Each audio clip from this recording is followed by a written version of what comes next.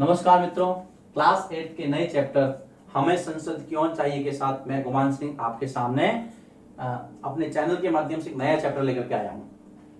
हमें संसद क्यों चाहिए। देखिए, कोई भी चीज, कोई भी वस्तु, कोई भी नॉलेज हमें क्यों प्राप्त करना है, इससे पहले हमें यह जानना जरूरी होता है कि वो है क्या।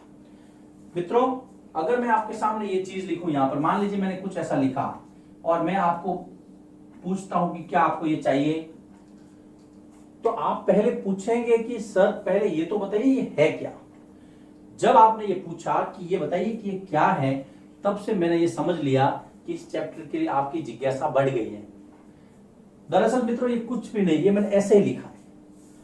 मैं इसको यहां से रफ कर देता हूं, इसको गायब कर देता हूं। ये मैंने ऐसे ही लिखा है। इसका मतलब ये है, हमें संसद क्यों चाहिए से पहले ये जानना है कि संसद क्या है। एक बात और ध्यान से सुन लीजिए, ये जो वीडियो है वो ये डिसाइड करेगा कि इस चैप्टर को आपने कितना समझा है या नहीं समझा है। ये वीडियो सिर्फ और सिर्फ 8वीं क्लास के लिए नहीं, आगे भी आपकी जो स्टडी जारी रहेगी, इंडियन पॉलिटिकल सिस्टम है उसको समझने में एक आपके लिए बहुत महत्वपूर्ण रोल अदा करेगा।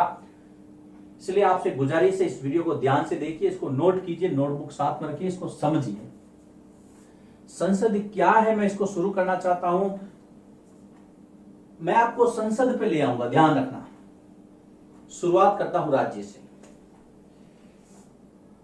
उसके पहले मैं आपको बता दूं, क्लास 6 में आपने ग्राम पंचायत के बारे में पढ़ा था। क्लास 7 में हम थोड़ा आगे बढ़े, विधानसभा राज्य की ओर चले थे। अब हम पढ़ेंगे संसद के बारे में। अब आपको बात करनी है देश के बारे में। शुरू करते हैं इसको। देखिए मित्रों, राज्य का निर्माण 4 तत्वों से होता है। अब ध्यान से सुनिएगा, मैं आपको संसद तक लेके आऊंगा। राज्य का निर्माण 4 तत्वों से होता है। सबसे पहली जो है, जनसंख्या होनी जरूरी है। किसी भी देश के लिए जनसंख्या यानी कि पॉपुलेशन बहुत जरूरी है।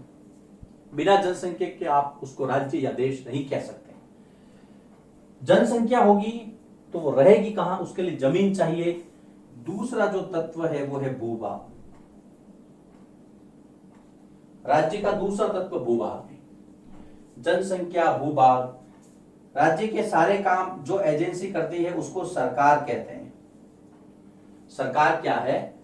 राज्य की वह एजेंसी या वो संगठन जो सरकार के जो राज्य के सारे काम करता है उसको सरकार कहते हैं। चौथा सबसे इंपॉर्टेंट जो है वो है संप्रभुता, जो कि हमने पहले चैप्टर भारतीय संविधान में इसकी चर्चा की थी। इन चारों में सबसे इंपॉर्टेंट है संप्रभुता, क्योंकि इसके बिना कोई भी राज्य जो है वो राज्य की श्रेणी में नहीं आ सकता।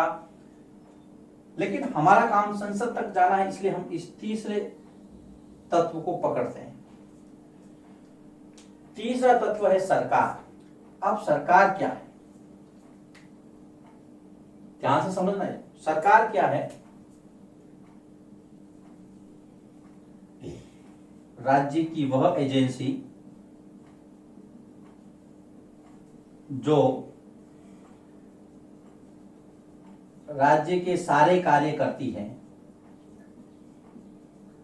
बहुत आसानी के साथ आपको बताऊंगा, आप आराम से मेरे साथ इस वीडियो में बने रहिए। मान लीजिए भारत ने अमेरिका के साथ समझौता किया, न्यूज में आया भारत अमेरिका में समझौता हुआ, तो भारत का मतलब अब यहां से भारत उड़ के नहीं गया। भारत की ओर से समझौता किया भारत की सरकार ने। इसलिए आपको समझना है कि सरकार वो एजेंसी है जिसके माध्यम से राज्य अपने सारे काम करता है। ठीक है? अगर आपने ये समझ लिया, आपने पहला पड़ाव पास कर लिया संसद तक पहुंचने का। अब आगे चलते हैं। सरकार जब वो एजेंसी है जो सारे काम करती है, तो उस एजेंसी के कितने भाग हैं? वो एजेंसी के 3 अंग हैं मित्रों। ये जो सरकार नाम की एजेंसी है उसके 3 पार्ट हैं। सबसे पहला है व्यवस्थापिका,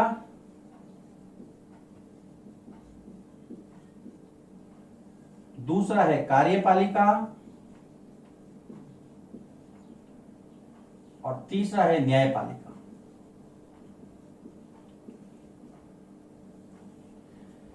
देखो मैंने चर्चा राज्य से शुरू की। राज्य के 4 तत्व बताए, इसमें सरकार था। सरकार की परिभाषा के माध्यम से मैंने बताया कि सरकार क्या है, सरकार के क्या क्या अंग हैं।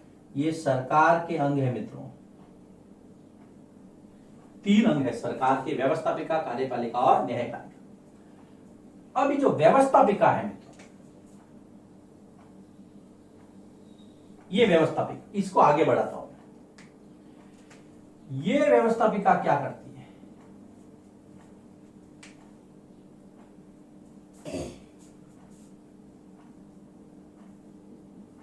सरकार का वह अंग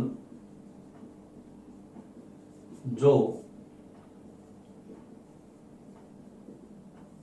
कानूनों का निर्माण करता है।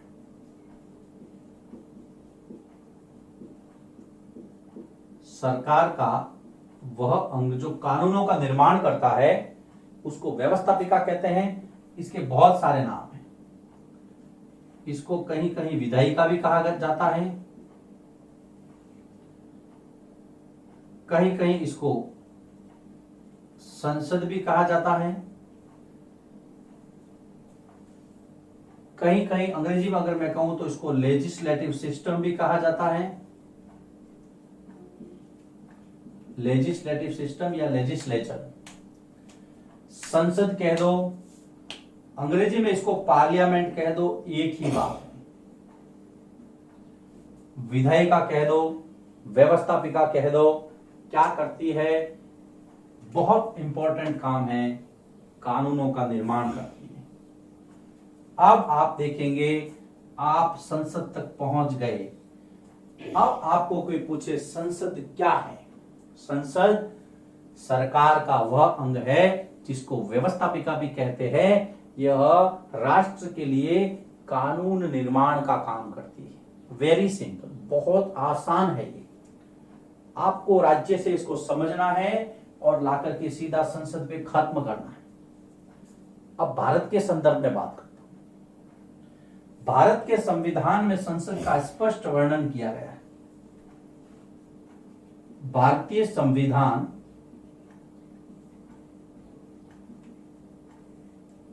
का आर्टिकल 79, ये अनुच्छेद ये कहता है, देखिए समझना इसको, ये ऐसी चीजें हैं जो आपको एक बार याद करनी है, उसके बाद में आपको बिल्कुल कहीं भी जाने की जरूरत नहीं है, कहीं भी हिलने की आवश्यकता नहीं है। अनुच्छेद 79 यानी कि 79 ये कहता है कि भारत की कानून निर्मात्री जो सभा है उसको संसद कहेंगे और उसका निर्माण 3 अंगों से होगा। अब संसद के भी 3, भारत, यहां पर ये देखिए, भारत के संविधान में संसद का जो संसद का जिक्र किया है आर्टिकल 79 में, ठीक है।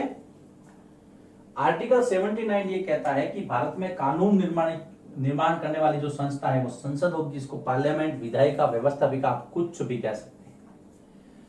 वो 3 अंगों से मिलकर के बनेंगे। सबसे पहला होगा राष्ट्रपति,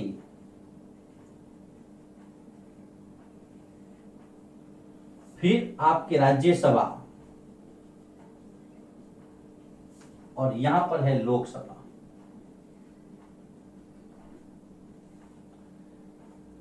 अनुच्छेद 52, अनुच्छेद 80, अनुच्छेद 81, 79, 80, 81 और 52। याद रखिए, राष्ट्रपति संसद का अभिन्न अंग है। प्रेसिडेंट, लोकसभा और राज्यसभा, ये तीनों संसद के अंग हैं। जब भी संसद का जिक्र करें, तीनों को लिखें, केवल लोकसभा राज्यसभा या राज्यसभा लोकसभा नहीं लिखें। स्पष्ट रूप से आप ध्यान रखेंगे। तो ये वीडियो सबसे पहले हमें ये बताता है कि संसद क्या है। सिंपल शब्दों में कहूं, संसद भारत की व्यवस्थापिका है, संसद भारत की विधायिका है, जिसका कार्य कानूनों का निर्माण करना है। कानूनों का निर्माण और कानूनों का निर्माण, ये आप मन में गांठ बांध ले। संसद मतलब कानूनों का निर्माण करने वाली संस्था। जो 3 अंगों से मिलकर बनेगी, राष्ट्रपति, भारत के राष्ट्रपति, राज्यसभा और लोकसभा। ये इसका इंट्रोडक्शन है, इसका परिचय है। अब अगले वीडियो में मैं आपको बताऊंगा कि संसद के ये जो तीनों अंग हैं, उसमें से ये दोनों हाउस हैं, हाउस के काम क्या है, हाउस की सदस्य कौन होते हैं, हाउस के अंदर कौन कौन से तंत्र काम करते हैं, इसके लिए हम छोटा सा वीडियो पढ़ेंगे। इस चैप्टर बहुत अच्छा चैप्टर है मित्रों, और ये चैप्टर आपकी भारतीय राज्य व्यवस्था को समझने में काफी मदद करेगा। इसलिए इस अध्याय के जितने भी चैप्टर में बना, जितने भी वीडियोस में लाता हूं, उन सबको वीडियो को आपको आराम से ध्यान से देखना है, समझना है, और इसकी जो विषय सामग्री है उसको अपने रजिस्टर में नोट करना है।